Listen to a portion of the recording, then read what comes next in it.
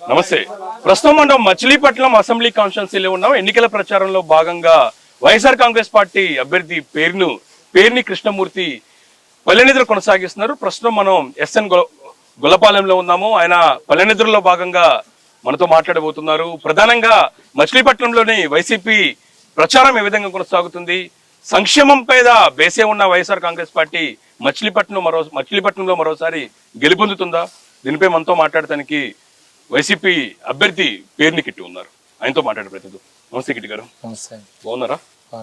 అంటే ప్రచారం కొనసాగిస్తూ ఉన్నారు, అందరూ ఇంటింటికి ప్రచారం చేస్తుంటే మీరు పల్లె నిద్రని ఎందుకు ఎంచుకోవడం జరిగింది?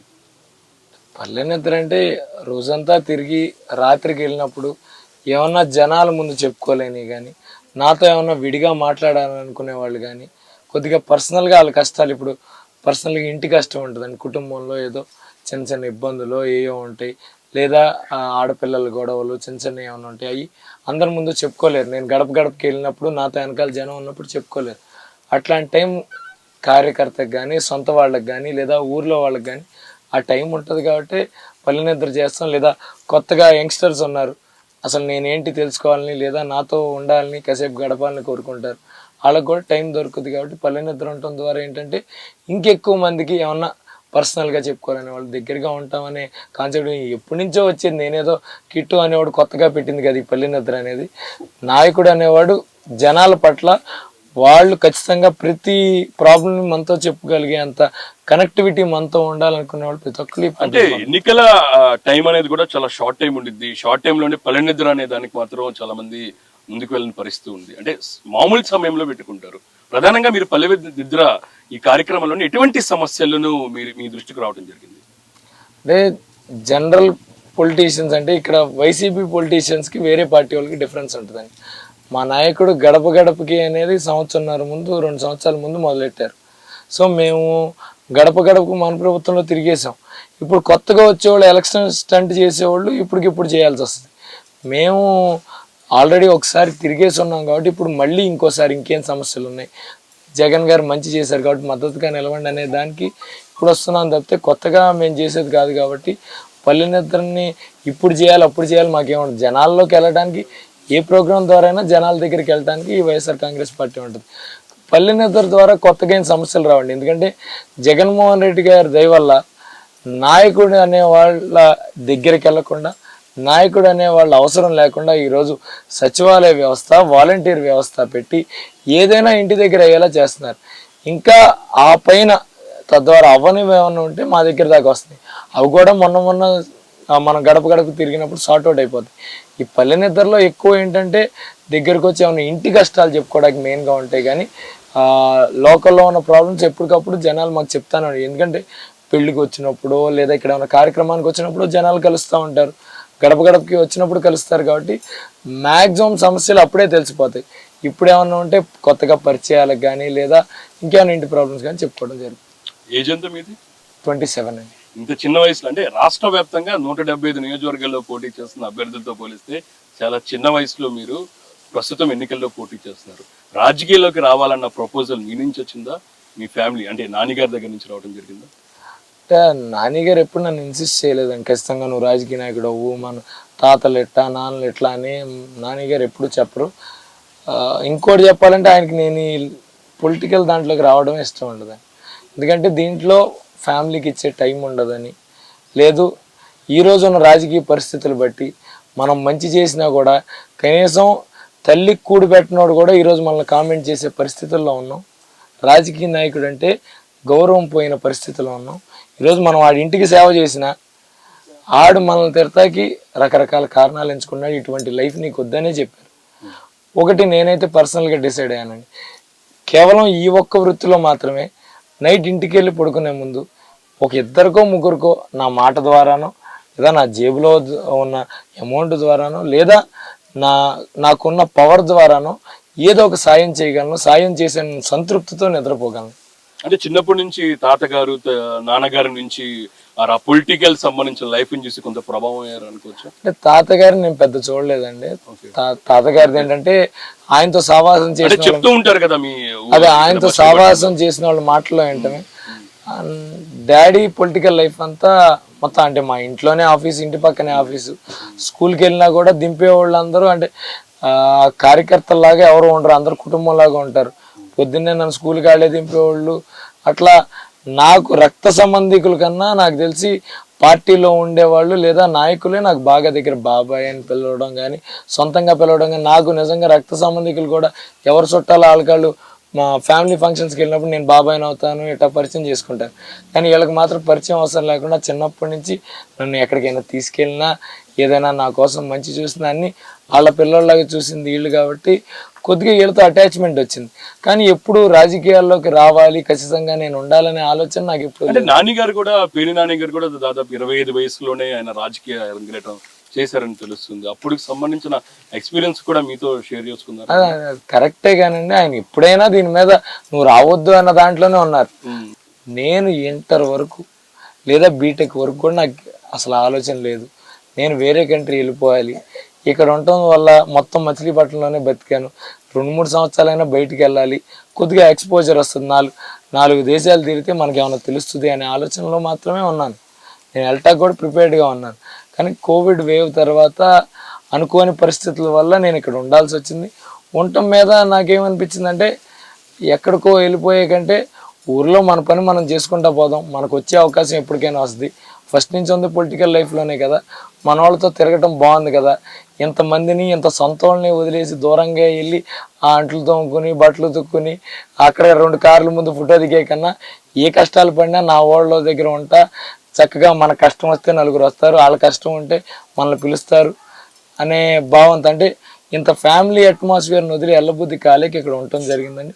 ఇక తర్వాత నుంచి జరిగిందంతా మీకు తెలుసు. తర్వాత జగన్మోహన్ రెడ్డి గారి దగ్గర ప్రపోజల్ ఎలా పెడతాం జరిగింది? అసలు జగన్మోహన్ రెడ్డి గారు అంటే ఎవరు అనుకుంటారు, ఎవరన్నా ప్రపోజల్ పెడితే ఇచ్చే మనిషిగా జగన్మోహన్ రెడ్డి గారు.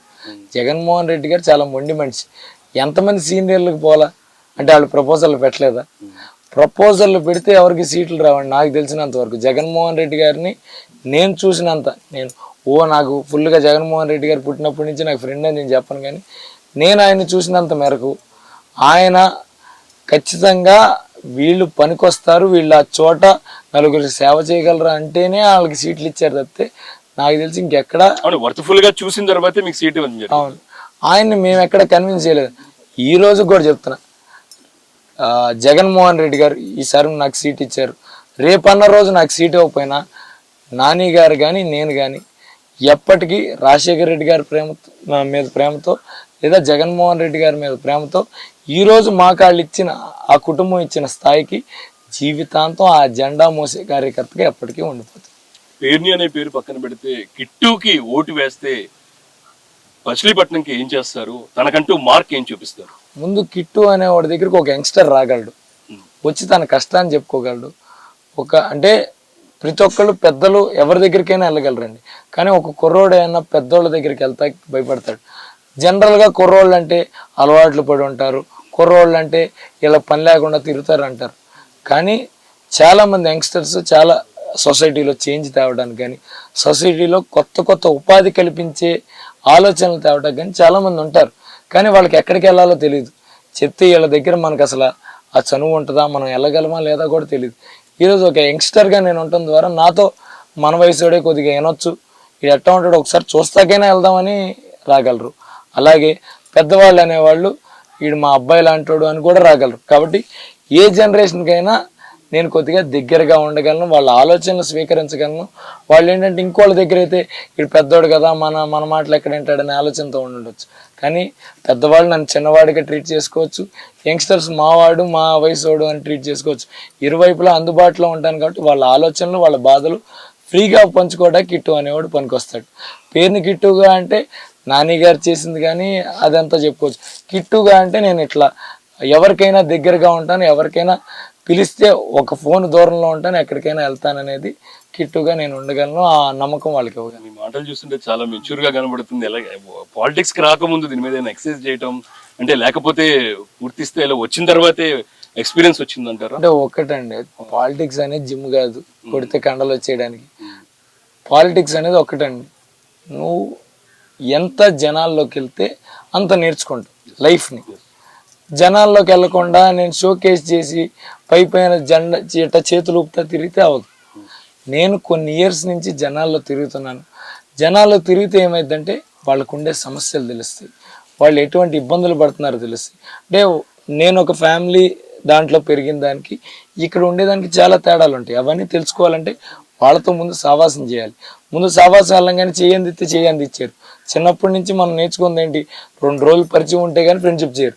మరి ఎంతమందితో ఫ్రెండ్షిప్ చేయాలంటే ముందు వాళ్ళతో వెళ్ళాలి, వాళ్ళతో మెలగలవనే నమ్మకం వాళ్ళకి రావాలి. అప్పుడు మనతో సావాసం చేస్తారు. సావాసం చేసినప్పుడు వాళ్ళకున్న సమస్యలు చెప్పుకునే అంత స్వాతంత్రం వాళ్ళకి వస్తుంది. అప్పుడు మనకు అన్నీ తెలిస్తే అప్పుడు వెళ్ళగలం. ఈరోజు నేను మాట్లాడే ప్రతి మాటకి కారణం ఇక్కడ నన్ను వీళ్ళు నడిపించే తీరు, లేదా వీళ్ళు నాకు ఇచ్చిన ఎక్స్పీరియన్స్, వాళ్ళు వాళ్ళ జీవితాల్లో చూసింది నాతో పంచుకోవడం, లేదా కొన్ని కుటుంబాల్లో ఉన్న కష్టాలు నేను దగ్గరగా వెళ్ళి చూడటం ద్వారానే నేను ఇవన్నీ మాట్లాడగలుగుతాను. నెక్స్ట్ వన్ చూసినట్టయితే ప్రధానంగా పాలిటిక్స్ లో వచ్చిన తర్వాత విమర్శలు కూడా తీసుకోవాలి. ఆ శక్తి కిట్టుకుందా? ఖచ్చితంగా అండి. అసలు నా మీద విమర్శలు చేయడానికి ఒక 2 పెద్ద పెద్ద నాయకులు, ఒక సీఎం క్యాండిడేట్ అని చెప్పుకునే వాళ్ళు, ఇంకోళ్ళు కూటమి క్యాండిడేట్లు అందరూ ఇక్కడికి వచ్చేసి నా గురించే మాట్లాడారు. మా నాన్నగారి గురించి కూడా తక్కువ మాట్లాడారు, నా గురించి ఎక్కువ మాట్లాడారు. ఒకటండి, పాలిటిక్స్లో వచ్చే ప్రతి యంగ్స్టర్కి నేను చెప్పేది ఒకటే, రెండింటికి ప్రిపేర్డ్గా ఉండాలి. పూలు పడినప్పుడు ఆనందంగా ఉండి చేతులు పేసి, రాళ్ళు పడినప్పుడు ఏడిస్తే కుదరదు. రెండింటికి సిద్ధంగా ఉండాలి. పూలు రాళ్ళు ఏదైనా ఒకేలా రియాక్ట్ అయితే అంతే. విమర్శలు వచ్చినాయన్నారు, కొన్ని కామెంట్స్ కూడా చూస్తున్నాం. ఆకు రౌడీ అంటూ కూడా ఒక పదజాలం కూడా ఉపయోగించారు పేర్ని నాని గారి మీద. దాన్ని మీ రియాక్షన్? మా మీద మర్డర్ కేసు ఏమైనా ఉందా? మేము మర్డర్ కేసు ముద్దాయిలమా? పోనీ మేము ఏమన్నా ఫోన్లు చేసి మర్డర్లు చేయించామా? మేము దేనికి ఆకు రౌడీ? ఆకు రౌడీ అయితే గీతే నువ్వు అవుతావు. పోనీ ఎవరైతే అన్నారో వాళ్ళకి చెప్తున్నా. చంద్రబాబు నాయుడు గారు పవన్ కళ్యాణ్కి పవన్ కళ్యాణ్ గారికి కూడా నేను ఎవరో తెలియదని వాళ్ళే చెప్పారు. పాపం ఈయన వెనకాల నుంచి మీరు వీడియోలు చూడొచ్చు, చెవులో చెప్తున్నాడు మెల్లగా. అది చెప్పిన ఆయనకి చెప్తున్నా, నీతో తిరిగేవాళ్ళు ఎవరు? ఒక భూమిని 4గురికి అమ్మేవాళ్ళు. నీతో తిరిగేవాళ్ళు ఎవరు? రోజుకి జనాలను బెదిరించి డబ్బులు లాక్కునేవాళ్ళు. అసలు నువ్వు పరిపాలన చేసినప్పుడు ఏం చేసా? ఒక్కడికి ₹1 తీసుకోకుండా ఏదైనా పని చేసావా? జనభూమి కమిటీలు పెట్టి అసలు వచ్చే పెన్షన్లో ఎంత లాక్కున్నారు, ఎంత దండుకున్నారు? వీళ్ళు స్థలాలు ఎవరో ఎవరికి, సెంటు భూమి ఎవరో 3 సెంట్లు ఇస్తాను మాట ఇచ్చారులేండి, సెంటు భూమి కూడా ఎవరికి ఇవ్వకపోగా ఇంటికి పేరు ఇచ్చే దాంట్లో కూడా ఇంత దండుకు తిని వచ్చే బిల్లులో 30,000 20,000 వేసి తినేసి ఈరోజు మీరు మా గురించి విమర్శలు చేస్తుంటే మాకే నీచంగా అనిపిస్తుంది. ఇప్పుడు ఎవడైనా మంచోడు, అంత కరెక్ట్గా ఉన్న మనిషి మమ్మల్ని ఏమన్నా నాకు పోలే ఆయన కరెక్ట్గా ఉన్నాడు మనల్ని అనొచ్చు అనిపిస్తుంది. అసలు నీచమైన జీవితం నీదైతే నువ్వు నన్ను విమర్శిస్తుంటే నాకు చిరాగ్గా, అతని మీద విమర్శిస్తా కూడా నాకు చిరాగ్గా ఉంది. అంటే ఏదో మీరు అడిగారు. వేరే అంశాలు పక్కన పెడితే కోవిడ్ ని వాడుకొని మరి కోవిడ్ ని సంబంధించిన అంశాల్లోనే కూడా అవినీతికి పాల్పడ్డారంటూ కూడా చాలా ఘాటైన వ్యాఖ్యలు. నేను మిమ్మల్ని ఒక ఎగ్జాంపుల్ అడుగుతాను. నేషనల్ హైవే ఎవరు వేయగలరండి?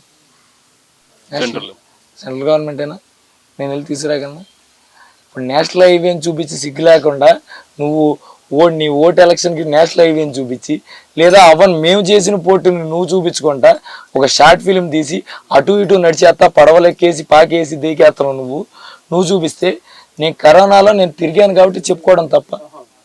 లేదు పేషెంట్ల దగ్గరికి వెళ్దాం, మా వల్లే కరోనా వచ్చింది అన్నావు, మరి దేశమంతా మేమే తెచ్చామా? దేశమంతా పేరు నాని గారు పేరుని గిట్టు వెళ్ళి కరోనా రామ్మా అని మేము పిలిచామా? మోడీ గారు వచ్చి మైకులో చెప్పిందంతా మేము చెప్పించామా? అంటే మాట్లాడడానికి రాజకీయాలు, అంటే ఎలక్షన్లు రాగానే ఎంత నీచానికైనా దిగజారుతావు అన్నదానికి ఇంతకు మించి ఏం కావాలి?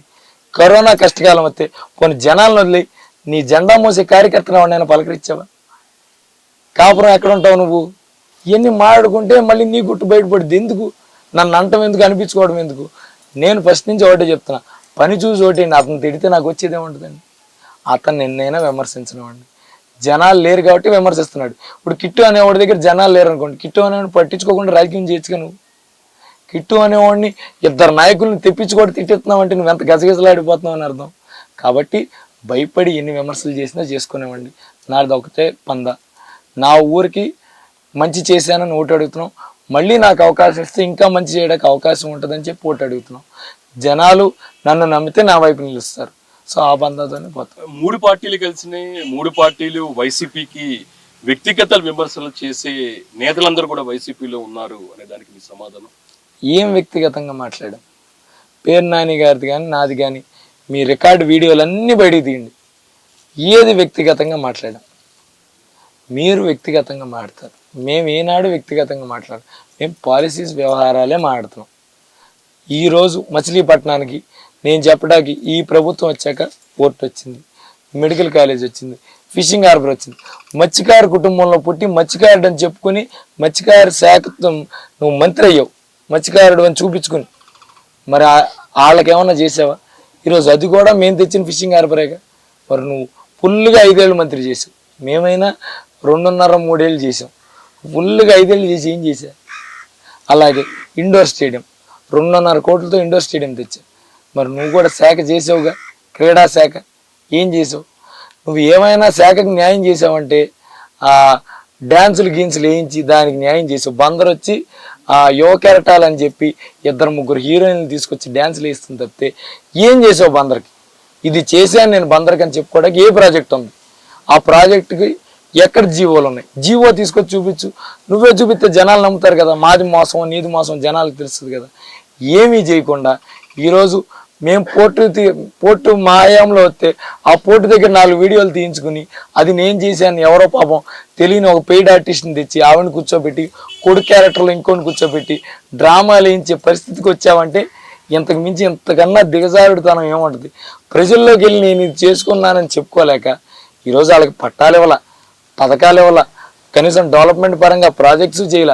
మరి ఏం చేసావని ఓటు అడుగుతున్నావో, ఏం చేసావని మరి ఇళ్ల దగ్గరికి వెళ్తున్నావో నాకైతే తెలియదు. కానీ కులరవీంద్ర గారు, ఈరోజు మేము చేసామని చెప్పుకోవడానికి మా దగ్గర జీవో కాపీలు ఉన్నాయి, తీసుకొచ్చి చూపిస్తాం. ఈ ఏళ్ళలో ఇంకో తిరకాసు ఉందండి. ఒక ఆయనేమో పోర్టల్ నేను తెచ్చానంటాడు, ఇంకో ఆయన మా నుంచి ఎంపీ క్యాండిడేట్గా అటు నుంచి ఉన్నాయని నేను తెచ్చానంటాడు. అసలు ఏళ్ళలోనే కాన్ఫ్లిక్ట్లు ఎక్కువ ఉన్నాయి. అది ఈయన తెచ్చాడు ఆయన తెచ్చాడు తెలియట్లేదు. అసలు వీళ్ళు చెప్పే అబద్ధాలకి వీళ్ళకే పొందడం లేకుండా పోయింది, అన్ని అబద్ధాలు చెప్తున్నారు. కాబట్టి ఒకటే చెప్తున్నా, జనాలకు అన్నీ తెలుసు, ఎవరి హయాంలో ఏం వచ్చినాయి, ఎవరి హయాంలో మంచి జరిగిందనేది జనాలకు తెలుసు. కాబట్టి వాళ్ళ విమర్శల గురించి నేను కూడా కామెంట్ చేయాలి. ఎందుకంత కిట్టుని అంత టార్గెట్ చేస్తున్నారు? ఎందుకు, ఏ ఉద్దేశంతో టార్గెట్? అది మీకే తెలియాలి. ఇప్పుడు మీరే మామూలుగా ఉన్నారండి, ఒక మామూలు మనిషిలాగా ఆలోచిద్దాం. ఇప్పుడు ఒక మనిషిని ఆడు నీకు సరిదోగలేడని నీకు అనిపిస్తుంది అనుకో, అయినా కూడా ఎందుకు విమర్శిస్తావు? వదిలేస్తావు కదా. నీకు ఎప్పుడు వాళ్ళని విమర్శించాలనిపిస్తుంది?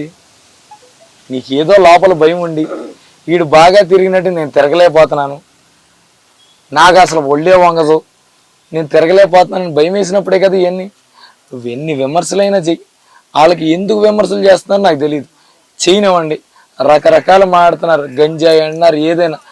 గంజాయి ఎవరి హయాంలో జరిగింది? గంజాయి కుర్రోళ్ళని ఎంకరేజ్ చేసేది ఎవరు? కుర్రోళ్ళ జీవితాలు నాశనం చేసేది ఎవరు? ఎక్కడికో వెళ్ళక్కల ఇక్కడ పక్కనే సుల్తాన్ నగరం అని ఉంటుంది. యంగ్స్టర్స్ మీ వెనకాలే తిరగటం, మీరు యంగ్స్టర్ అయి ఉండటం వల్లే గంజాయి ముద్ర వేస్తున్నారు అనుకోవచ్చు. అలాగని నేను చెప్తానండి. అసలు వాళ్ళ మాటలన్నీ వద్దు. ఈ కెమెరా తీసుకుని ఆ సుల్తాన్ నగరం వెళ్ళండి, నార్మల్ కామన్ పర్సన్ అడగండి. ఈరోజు కుర్రోళ్ళు మామూలు మనుషుల మీదకి వెళ్ళి, అంటే అన్యం పుణ్యం తెలియని వాళ్ళ మీదకి వెళ్ళి రాత్రిపూట గంజాయి మత్తులో కొడుతున్నారు, కేసు పెడుతున్నారు, వాళ్ళ జీవితాలు నాశనం అవుతాయి. దీనికి కారణం ఎవరు?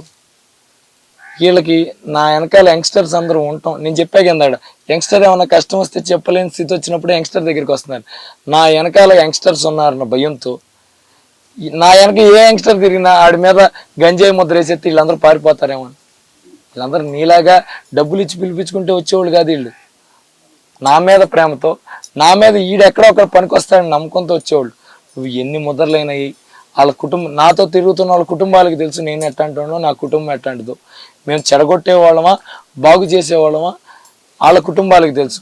కాబట్టి వాళ్ళు ఎన్ని ముద్రలు వేసినా నాతో ఉన్న బలం ఎక్కడికి పోదనేది నేను వాళ్ళకి చెప్పాను.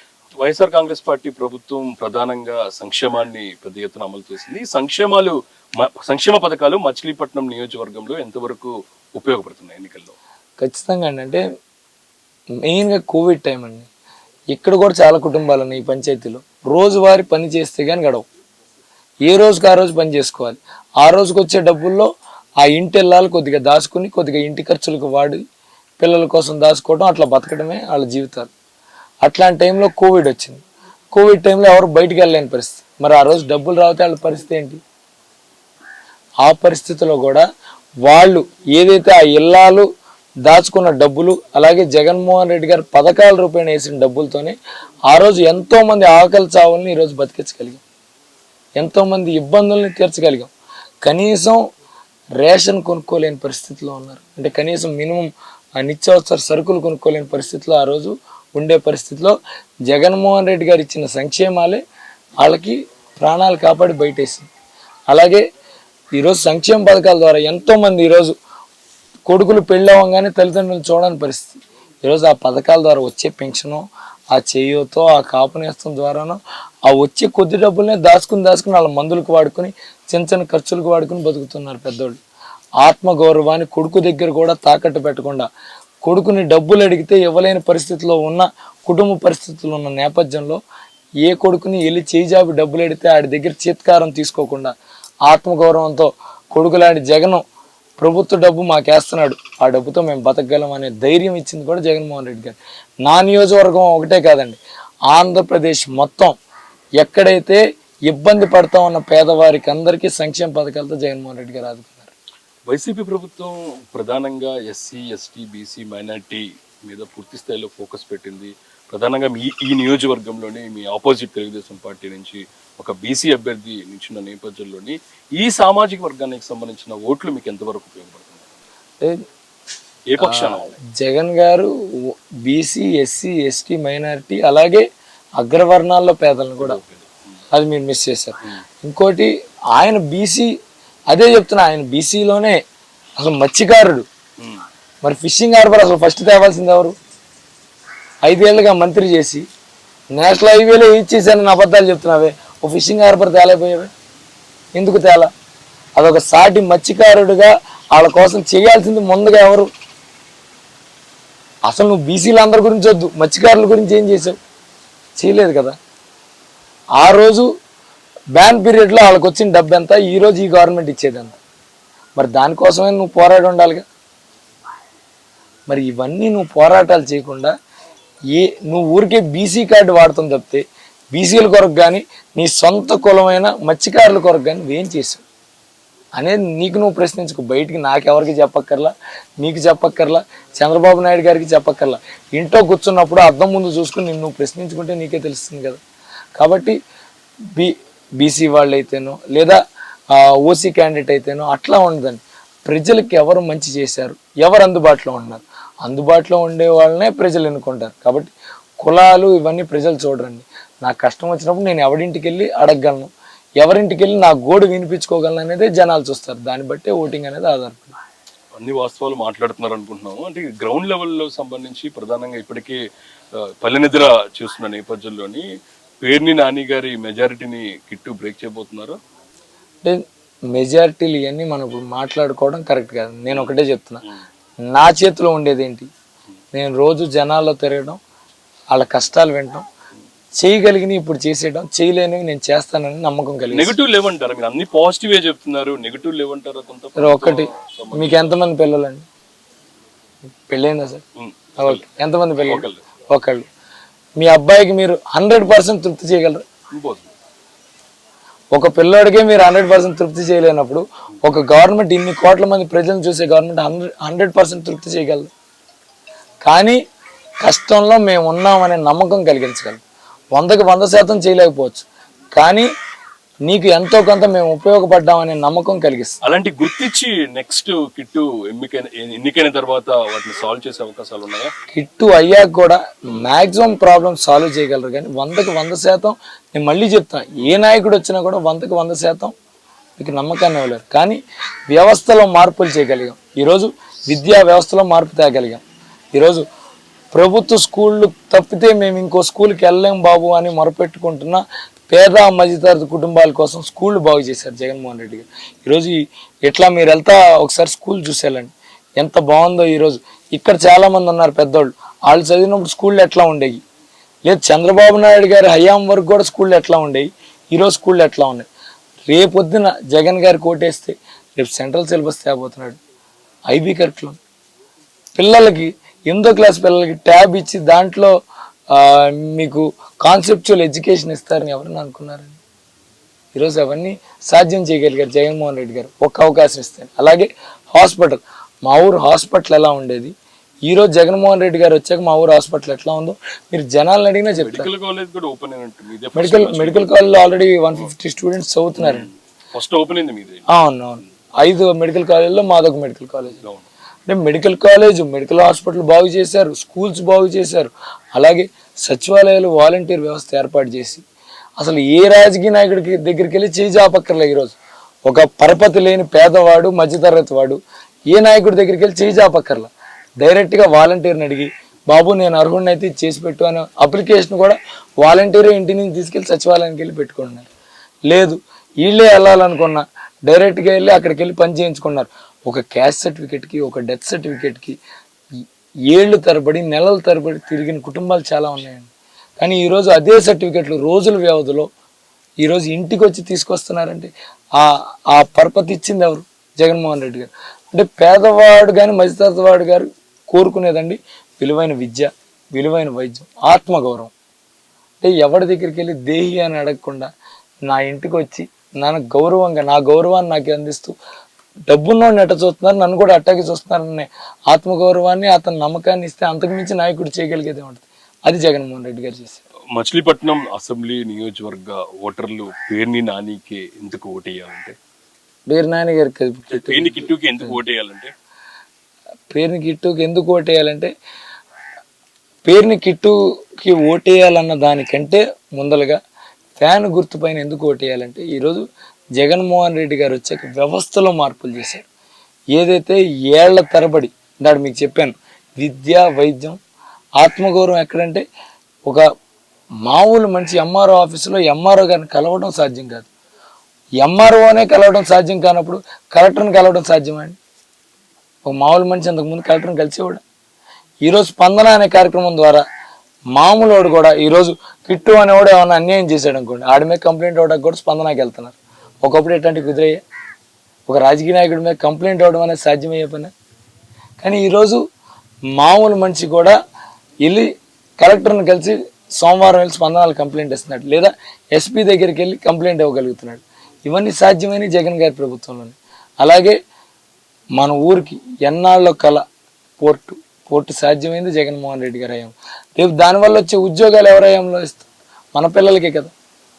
అదే జగన్మోహన్ రెడ్డి గారికి అందుకు ఓటేయాలి. అలాగే మెడికల్ కాలేజ్, ఎంతమంది ఆడపిల్ల పుట్టంగానే మా అమ్మాయిని డాక్టర్ చేయాలని అనుకుంటారు, కానీ పేద మధ్యతరగతి కుటుంబాలకు డాక్టర్ చేయడం అనేది అంత సులభమా? డాక్టర్ సీట్ కొనాలంటే ఎంత అవుతుంది? 70 లక్షల నుంచి 2 కోట్లు, 2.5 కోట్లు. ఒక పేద మధ్యతరగతి కుటుంబం పెట్టుకోగలదా అంత డబ్బు? ఈరోజు గవర్నమెంట్ మెడికల్ కాలేజీలు 17 శాంక్షన్ చేయించి 5 ఈ 5 ఏళ్లలో ఓపెన్ చేసి, ఈ 5 ఏళ్లలో ఓపెన్ చేసిన దాంట్లో ఒకటి మచిలీపట్నంలో ఉంది. తద్వారా ఈరోజు మన పిల్లల్ని కూడా డాక్టర్ చేయగలం అనే నమ్మకాన్ని ఇచ్చింది కూడా జగన్మోహన్ రెడ్డి గారు. అలాగే మత్స్యకారుల కొరకు ఒక ఫిషింగ్ హార్బర్, ఇవన్నీ ఒక 5 ఏళ్ల కాలంలో చేయగలిగాం. కాబట్టి ఒక 5 ఏళ్ల కాలంలో ఇంత మంచి చేయగలిగితే, సంక్షేమం అందించి అభివృద్ధి చేయడం కూడా ఇంత చేయగలిగితే, మరి ఇంకో అవకాశం ఇస్తే ఎంత చేయగలుగుతాం అనేది వాళ్ళకు ఆలోచన. మేనిఫెస్టో అంటూ కూడా మీరు మచిలీపట్నానికి ఏర్పాటు చేసుకునే అవకాశాలు ఉన్నాయంటారా? ప్రత్యేక మేనిఫెస్టో అంటే కిట్టు ద్వారా ఒకటే చెప్పగలనండి, మీకు కిట్టు అందుబాటులో ఉంటాడు, ఏ కష్టం వచ్చినా మీకు ముందర ఉంటాడు. అలాగే ఇక్కడ మెయిన్గా నేను చేయాలనుకునేది, నాకు ఆలోచనలో ప్రస్తుతానికి ఖచ్చితంగా ఇది చేయాలనుకునేవి మాత్రం, ఒకటి పోర్టు ద్వారా, మెడికల్ కాలేజ్ ద్వారా, లేదా ఫిషింగ్ హార్బర్ ద్వారా వచ్చే ఏ ఉద్యోగమైనా 75% నా ఊరోళ్ళకి జగన్ గారు ఎట్లాగో లోకల్ వాడి కోటా కింద 75% రిజర్వేషన్ ఇచ్చారు. కాబట్టి నా ఊరు యువత ఇక్కడ చదువుకున్న వాళ్ళు ఎక్కడికి తరలిపోకుండా ఇక్కడ ఉద్యోగాలు ఇప్పించాలి. 2, నాకు బీచ్ ఏరియా చాలా ఉంది కాబట్టి దాన్ని టూరిజం పరంగా డెవలప్ చేయాలి. టూరిజం పరంగా డెవలప్ చేసిన దాంట్లో వచ్చే ఉపాధి చాలా ఉంటుంది. అక్కడ పెట్టుకునే చిన్న చిన్న వ్యాపారస్తులు కాడి నుంచి అక్కడ వచ్చే ఉద్యోగాలకు కానీ, లేదా ఇక్కడికి రకరకాల చోట్ల నుంచి దీన్ని పర్యాటకంగా అభివృద్ధి చేస్తే చూడటానికి వచ్చే వాళ్ళ వల్ల జరిగే అభివృద్ధి కానీ చాలా ఉంటుంది. అదొకటి చేసుకోవాలి. అలాగే ఒక క్యాన్సర్ హాస్పిటల్, మాకు ఇప్పుడు చంద్రశేఖర్ గారు, సింహాద్రి చంద్రశేఖర్ గారు క్యాన్సర్ డాక్టర్ గారు, ఎంపీ, ఆయన ద్వారా నేను కలిసి జగన్ గారికి మాకు ఇక్కడ క్యాన్సర్ హాస్పిటల్ ఎంత అవసరమో చెప్పి క్యాన్సర్ కేర్ సెంటర్ ఒకటి ఇక్కడ తెస్తే, మాకే కాదు పెడన, అవినిగడ్డ, గుడివాడ, కైకులూరు, పామరు, ఇలా క్యాన్సర్ ఆ రోగం బారిన పడి వైద్యం కోసం గుంటూరులో విజయవాడలో తిరిగే వాళ్ళందరూ బందర్ దగ్గరలో ఉన్న బందర్కే వచ్చి ఇక్కడ వైద్యం చేయించుకోవచ్చు. అదొకటి చేయాలి. ఇవి ముఖ్యంగా. అలాగే కాకుండా ఇప్పుడు స్పోర్ట్స్ పరంగా మాకు ఫెసిలిటీస్ లేవండి. ఈరోజు నేను తెచ్చిన 2.5 కోట్లతో తెచ్చిన బ్యాడ్మింటన్ కానీ, బాస్కెట్బాల్ కానీ, టెన్నిస్ కానీ ఇవి ఉన్నాయి. అవి కాకుండా మిగిలిన గేమ్స్ కూడా స్పోర్టింగ్ ఫెసిలిటీస్ తెస్తే నా ఊరో లేదా ఈ జిల్లాలో ఉండే వాళ్ళ స్పోర్టింగ్ ఫెసిలిటీస్ని వాడుకొని జిల్లాకో, రాష్ట్రానికో, దేశానికో రిప్రజెంట్ చేసి ఆ జెర్సీ వేసుకుని నా బందరోడు అదివర ఆడుతున్నాడు అని లేదా మా జిల్లా వాడు ఆడుతున్నాడు అని మేము గొప్పగా చెప్పుకుని ఈ ఫెసిలిటీస్ నేనే ప్రొవైడ్ చేశానని చెప్పుకునే విధంగా కూడా ఇక్కడ స్పోర్ట్స్ హబ్గా బందర్ని మార్చాలనే ఆలోచన కూడా ఉంది. ఈ 4 ప్రస్తుతం నా మైండ్లో ఉంది. ఫైనల్ క్వశ్చన్, బైరెడ్డి సిద్ధార్థ రెడ్డి గారితో మీ సత్సంబంధాలు ఎలా ఉంటాయి? ఎందుకంటే చాలా చోట్ల పేరుని కిట్టు పనితరం బాగుంటుందని కూడా పొగిడిన సందర్భాలు ఉన్నాయి. ఆయనతో మీ బంధం ఎలా ఉంటుంది? పూర్తిగా అతని ప్రేమ ఏంటంటే బైరెడ్డి సిద్ధార్థ రెడ్డి అనే ఆయన ఈరోజు ఒక యంగ్స్టర్కి రాజకీయాలకి వద్దాం అనుకునే లేదా ఒక రాజకీయ నాయకుడిని అభిమానిద్దాం అనుకునే ప్రతి ఒక్క యంగ్స్టర్కి సిద్ధార్థ రెడ్డి అనే ఆయన ఒక రోల్ మోడల్ లాంటి ఆయన, మా అందరికి ఒక యూత్ ఐకాన్ లాంటి ఆయన. ఎట్లా అంటే అతని జీవితంలో కష్టాలు చూసాయండి. నాలాగా డైరెక్ట్గా రాజకీయాల్లోకి రాలే, ఎన్నో కష్టాలు చూసి రాజకీయాల్లోకి వచ్చాయి. అతని జీవితం చాలా మందికి ఒక ఇన్స్పిరేషన్. ఎన్ని కష్టాలు వచ్చినా, ఎంతమంది తొక్కుదామని చూసినా నీ కష్టంతో నువ్వు ఎదగలవనే ఒక పాఠాన్ని మాత్రం అతని జీవితం ఎప్పటికీ ఏ యంగ్స్టర్కైనా, ఏ ఫీల్డ్లో ఉన్న వాళ్ళకైనా నేర్పిస్తూ ఉంటుంది. చాలామంది అతన్ని యూట్యూబ్లో వీడియోలు చూసో లేదా ఫేస్బుక్లో వచ్చే వీడియోలో, ఇన్స్టాగ్రామ్లో వచ్చే వీడియోలు చూసో అంతే సిద్ధార్థ రెడ్డి అనుకుంటారు. కానీ సిద్ధార్థ రెడ్డి చాలా లోతైన మనిషి. ఎవరికి ఏ కష్టం వచ్చినా జేబులోంచి తీసి ఖర్చు పెడతాడు. నాకు సొంత అన్న లాంటివాడు కాబట్టి అతనితో ట్రావెల్ చేసి ఉన్నాను కాబట్టి చూశాను. ఎంతోమందికి ఎన్నో సమకూర్చిన వ్యక్తి కాబట్టి అటువంటి వ్యక్తి స్నేహం దొరకడం నిజంగా నా అదృష్టం. అటువంటి వ్యక్తికి నిజంగా నాకంటే ముందు అతనికి అవకాశం వచ్చి ఉంటే బాగుండేది అని ఈరోజు కెమెరా ముందు చెప్పడం కాదు, మనస్ఫూర్తిగా నేను కోరుకున్న దేవుడిని ఆయనకు కూడా అవకాశం ఇచ్చి ఉంటే బాగుండేదని. ఎక్కడైనా పర్లే అతనికి అవకాశం రావాలని కోరుకున్న వాళ్ళు నేను ముఖ్యుడిని. కానీ నిజంగా నాకు వచ్చినా కూడా అతనికి రాలేదన్న బాధ నాకు మనసులో ఎప్పటికీ ఉంటుంది. ఖచ్చితంగా జగన్ గారు సిద్ధార్థ రెడ్డి గారిని మంచి స్థానంలో పెట్టాలని కోరుకునే వాళ్ళలో నేను ముఖ్యుడిగా ఉంటాను. అలాగే ఆయన కూడా ఖచ్చితంగా ఆయన మంచి స్థానంలో పెడతారని కోరుకుంటున్నాను. Thank you so much, all the best. మచిలీపట్నంలో వైఎస్ఆర్ కాంగ్రెస్ పార్టీ మరోసారి హవా చూపించబోతుంది. ఖచ్చితంగా వైఎస్ఆర్ కాంగ్రెస్ పార్టీ తెచ్చిన సంక్షేమ పథకాలు మరోసారి వైసీపీని గట్టెక్కించబోతున్నాయి. తాను ఏం చేయబోతున్నానో, ఏం చేస్తున్నాను అనే ద్వారా ప్రజలకు వివరిస్తున్నాను. ప్రజలకు ఖచ్చితంగా తనకి పూర్తి స్థాయిలోని సహాయ సహకారాలు అందిస్తున్నారు అనేది మాత్రం వైఎస్ఆర్ కాంగ్రెస్ పార్టీ మచిలీపట్నం అసెంబ్లీ అభ్యర్థి పేర్ని కిట్టు అంటున్నారు.